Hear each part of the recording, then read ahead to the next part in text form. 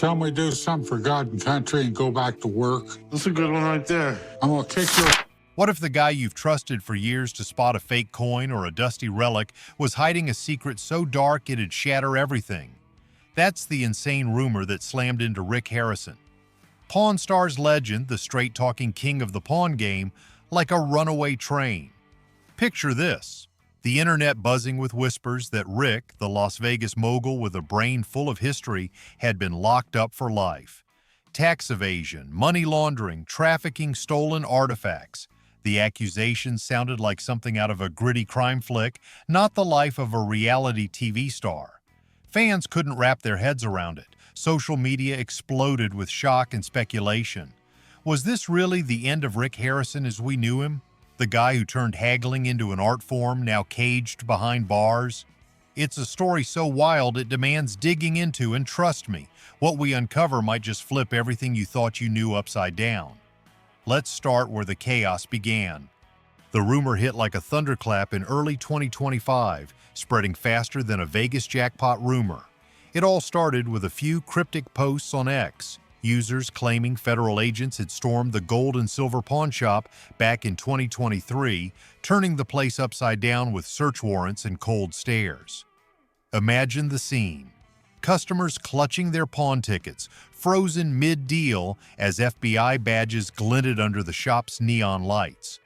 Employees scrambled. Agents hauled off computers, stacks of yellow documents, even rare treasures like a Revolutionary War musket or a jade statue rumored to be cursed. The story snowballed. YouTube channels churned out videos with titles like "Pawn Stars Rick Jailed Forever," narrators spinning a tale of a year-long sting. They said Rick got nabbed in a dawn raid at his home too, escorted out in cuffs while neighbors gawked and filmed, the footage racing across TikTok. Then came the knockout punch, a supposed trial in 2025 ending with Rick sentenced to life. Courtroom sketches, fake of course, showed him pale, head bowed as a judge allegedly roared, "You've looted history for profit, Mr. Harrison." Online, it was pandemonium. Free Rick trended, fans sobbed in comments. Others sneered he'd finally been exposed. Some swore Chumley bolted from the courtroom, tears streaming, unable to watch his mentor crash. For a hot minute, it felt real, too real. But there's a twist coming that'll blow this wide open. Hold up. None of that happened. Not a shred of it. As of April 2nd, 2025, Rick Harrison isn't pacing a prison cell. He's free, breathing Las Vegas air, and still tied to the pawn game. No federal raid tore through his shop in 2023. No FBI, no IRS, no cultural heritage cops snatching artifacts. That life sentence? Total bunk. Dig into court records, flip through news archives, scroll Rick's own Instagram. There's not a whiff of a trial, an arrest, or felony charges matching this fairy tale. X posts from handles like at Matto66 and at HTMoney1515 link to YouTube clips with zero proof. Just ominous music, blurry cop car shots, and recycled headlines. A search on Nevada's federal court database turns up nothing. The History Channel's never mentioned a shutdown. Rick's team hasn't even bothered to slap it down. Why waste breath on something this absurd? Fans swallowed it whole, though. Some still cling to it, pointing to shadowy insider posts on Reddit or X threads with no meat. The lie probably sprouted from real bumps in Rick's past, warped by clickbait vultures into a blockbuster myth. See, Rick's no stranger to trouble, just not the kind that lands you in a cage for life, and that's where the real dirt starts kicking up. Let's rewind to 2022 when Rick faced a legal mess that actually made waves. Not some fake prison saga, but a family feud turned courtroom brawl. His own mother, Joanne Harrison, hauled him into a Nevada court over the gold and silver pawn shop. She was 81, widowed since the old man, Richard Harrison, died in 2018, and she came out swinging. Joanne claimed Rick pulled a dirty trick, pressuring her to sign away her 51% stake in the business while she was weak, just out of a coma, her mind foggy from months in a hospital bed. Her lawsuit was a gut punch. she accused him of hiding millions in profits, selling off family assets like rare coins and vintage cars behind her back and leaving her cut off from the cash Pawn Stars had piled up. She demanded a judge freeze his moves, open the books, and give her what was hers. Rick didn't blink. He shot back, voice steady, saying she'd been conned by greedy outsiders twisting her grief. "I'd never hurt my mom," he told a Las Vegas Review-Journal reporter, jaw tight, insisting it was all a tragic mix-up. The case stretched on, ugly and public. Court filings showed Joanne's lawyers digging for bank records, Rick's team firing back with denials. No ruling ever hit the headlines saying he lost control or paid out big. It faded into a stalemate. But that's not his only brush with the law. Back in 2012, a disabled vet named Daniel Callahan sued Rick and his dad, claiming they roughed him up at the shop over a rifle deal gone bad. Rick said it was nonsense and the suit evaporated. Then in 2015, a guy swore Rick stiffed him on a $10,000 watch transaction, but that fizzled too. These are scrapes, not felonies. Proof Rick's life's had turbulence. Not a one-way ticket to jail, but the next blow wasn't legal. It was personal, and it hit like a freight train. January 2024 turned Rick's world inside out, and no amount of pawnshop savvy could soften it. His son, Adam Harrison, 39, the quieter kid who'd once slung deals at the shop, died alone in a Las Vegas apartment, killed by an accidental overdose of fentanyl and methamphetamine. Unlike Corey, who played the loudmouth sidekick on Pawn Stars, Adam ducked the cameras, drifting away years earlier to bounce between odd jobs, plumbing, construction, whatever paid. Rick was shattered. He broke the news on Instagram with a faded photo of him and Adam, arms around each other, captioned, "You will always be in my heart. I love you, Adam," with a broken heart emoji that ripped through fans' feeds. Days later, he sat with Fox News, voice cracking, saying, "There's no pain worse than losing a child. It's a nightmare I can't wake up from." He pointed a shaking finger at the fentanyl crisis, raging about open borders letting drugs pour in like poison. In a raw March 2025 interview with Graham Bensinger, Rick peeled back the curtain. Adam's addiction had gnawed at him for over a decade. He'd tried it all.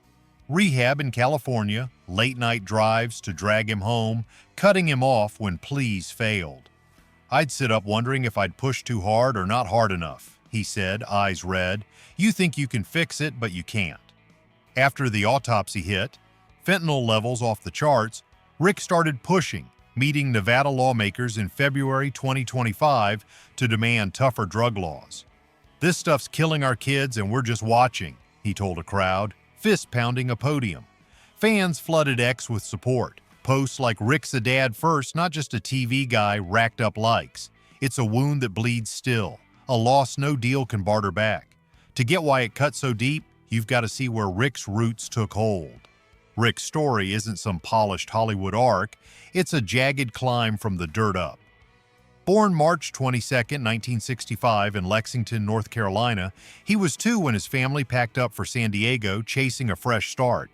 At 8, epilepsy crashed in like a thief, seizures so fierce he'd collapse, trapped in bed for months, sometimes years. Doctors shrugged, saying he might not pull through. School slipped away fast.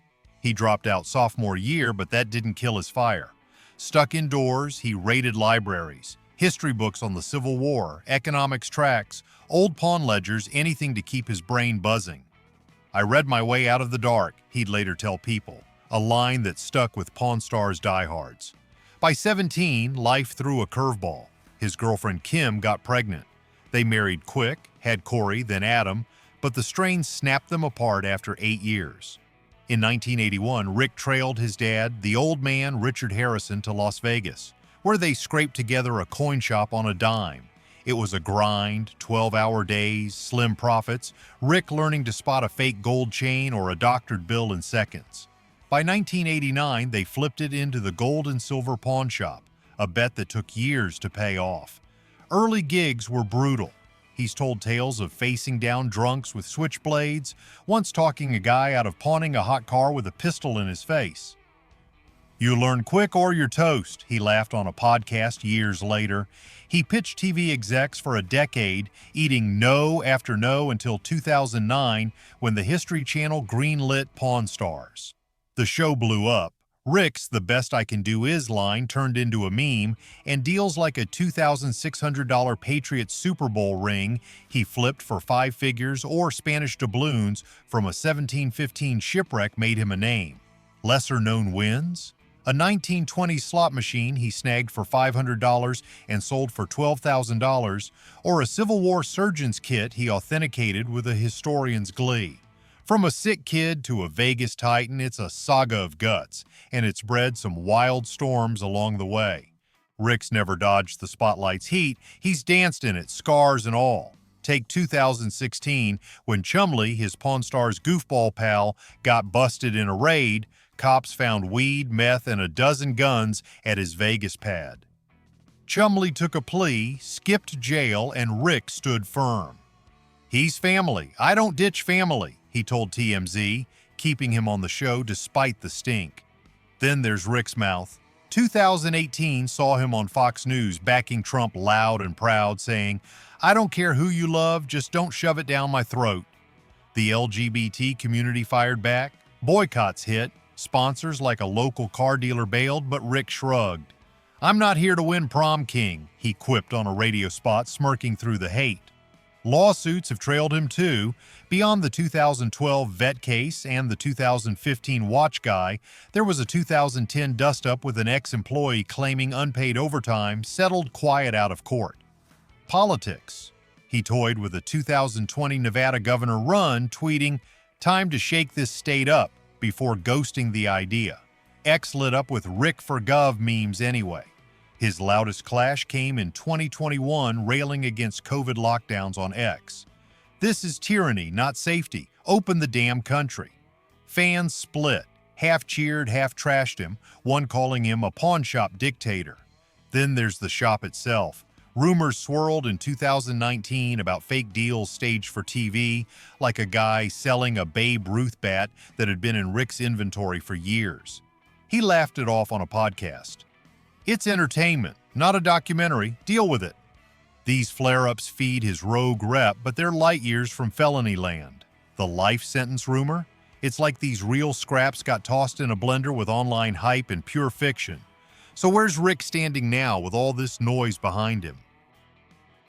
April 2025 finds Rick not just kicking, he's roaring back louder than ever. Last month, he dropped to one knee for Angie Polushkin, a nurse 18 years younger, with a 6.5 carat ring he forged at the shop. Diamonds sourced from a client's estate, cut to sparkle like Vegas lights. First try was in his living room, casual and quick, but his stepdaughters from Tracy nixed it, pushing for a redo in Chile's Casablanca Valley. Vineyards stretching under a sunset sky. She said yes, making her wife number 4 after Kim, 80 split, Tracy, 27 years, done in 2011, and Deanna, 2013 to 2020, officiated by Counting Car's Danny Coker with Chumley as ring bearer. Pawn Stars. Do America keeps him on air, roaming states for deals. Last episode, he snagged a 1969 Mustang for $15,000, flipped it for $40,000, grinning.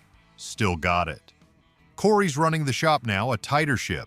New rules demand provenance docs for every item, a lesson from past flubs.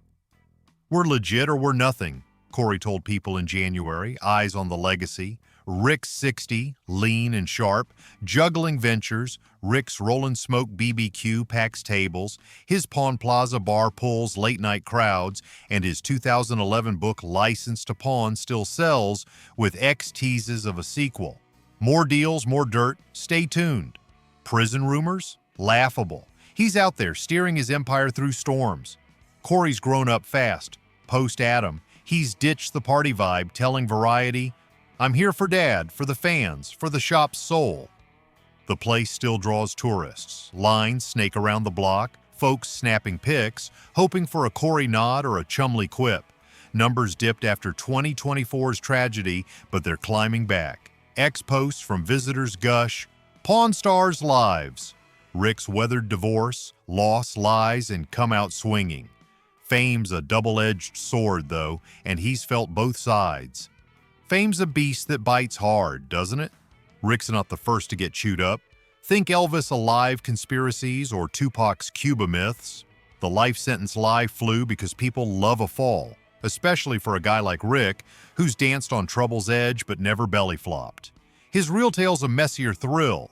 A self-taught hustler who built a dynasty, lost a son to drugs, fought his mom in court, and shrugged off scandals with a grin. The internet's a rumor mill, X posts spark blazes, YouTube cashes in, and truth gets torched. Rick's saga proves a lie can sprint past reality, wrapped in just enough grit to sell. Fans still mob the shop, leaving notes like "You made history cool," tied to lessons on Viking swords or Marilyn Monroe's gloves. But the flip side, every step's a target.